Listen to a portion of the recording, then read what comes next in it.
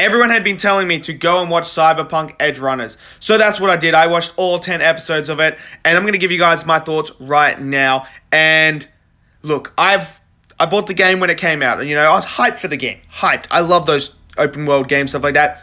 My friends had been telling me, Cyberpunk, man, check it out. When it comes out, it's going to be really, really good.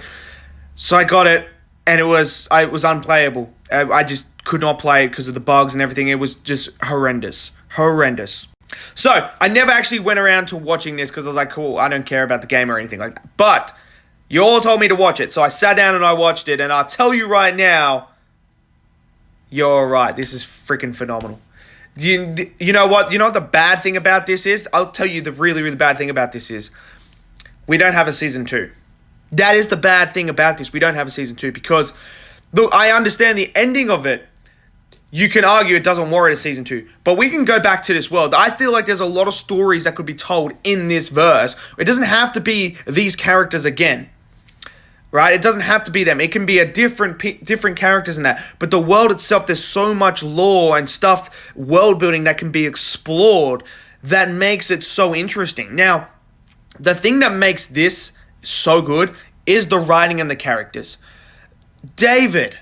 Oh, from when you first meet David and understand that character and watch him go on this journey after watching, you know, his mother die, Maine die, you know, all these other people die along the way, and what drives him to becoming where he ends up at the end there.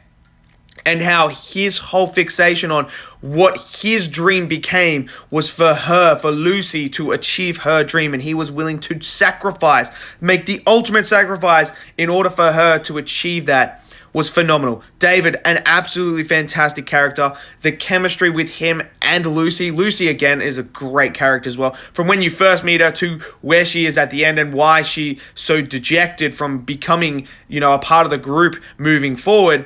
It's just absolutely phenomenal. It is really, really handled well. Like those two, the relationship was on point, and I loved it. I love the moment how she's the only one that can save David from going into psychosis.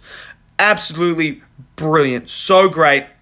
Maine was fantastic as a character as well. He was basically the dad that David never had was Maine. He was like that sort of father figure for him and helped him through life. Taught him everything that he needed to know so that he could step up and take over. Then you have the villain here, this guy. I watched it in the English dub, and as soon as I heard the voice, I was like, yes, you couldn't ask.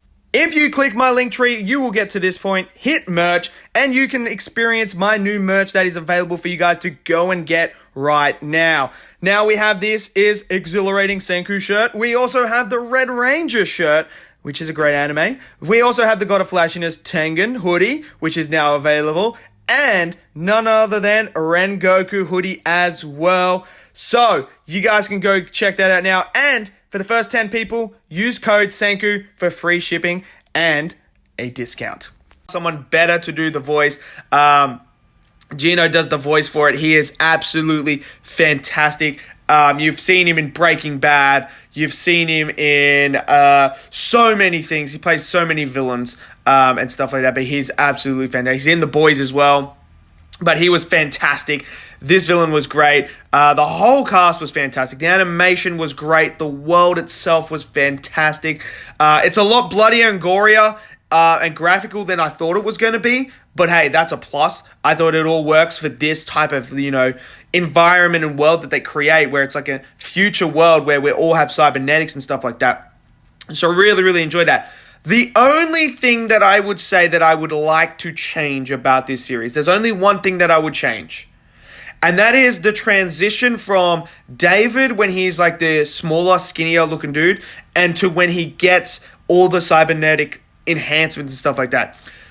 I'm not asking for a complete episode. All I'm asking for, I would have liked to see a montage or something like that of watching David get those implants and just seeing a little bit more of his mindset and what transitioned him from, you know, becoming what he was to becoming where he ended up in that moment of getting those cybernetics, knowing that the more upgrades you get, the more you dive into this psychoticness of the implants, the cyber note, whatever it's called, psychologist, whatever the frick they call it, where they basically lose their mind because of all the upgrades. They basically lose the sense of who they are and just go crazy, psychotic.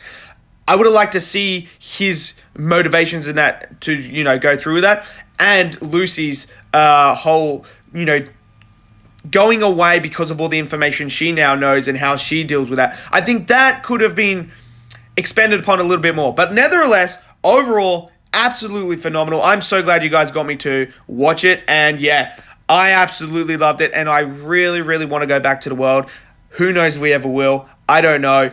But yeah, if you guys have seen it, let me know your thoughts down below.